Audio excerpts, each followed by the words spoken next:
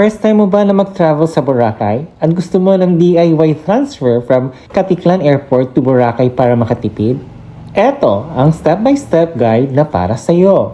Paglapag ng eroplano sa Caticlan ay ihatid kayo ng shuttle bus sa arrival ng Caticlan Airport. Pagpasok mo sa loob, kunin ang bagahe sa carousel kung meron man. Then lakad lang dire-diretso palabas hanggang makarating sa exit. At dito, makikita mo mga sasakyan ng arranged transfer. Since mag-DIY tayo, sundin lang ang pedestrian lane palabas, then liko sa kanan kung saan nandoon ang mga e-trike na sasakyan na maghatid sa atin papuntang port. Take note, 75 pesos ang pamasahe ng bawat pasahero for shared ride kung saan meron kang makakasamang pasahero since minimum of 2 passengers sa tricycle.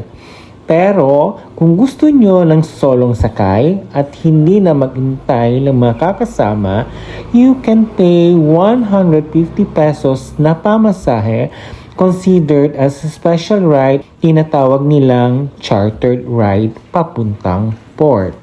Kapag nakita nyo na si Mang Inasal, ibig sabihin malapit ka na sa jetty port. May mga mag-aalok ng transfer sa gilid-gilid dyan, huwag nyo lang pansinin at diretso sa dulo, papasok ng terminal. Dito, kailangan natin dumaan sa x-ray machine, pagkatapos pumila agad sa 4 steps. Makikita natin dyan yung mga steps na kailangan natin pagdaanan. May 4 steps po tayo. Sa step 1 is registration and verification, kung saan i-fill out natin ang ating personal information like complete name, address, kung saan tayo nanggaling, contact number, age, at purpose ng pagbisita natin sa Boracay. And sa step 2, ang terminal fees na 150 pesos for regular at 120 pesos for discounted like senior citizens, PWD, and students.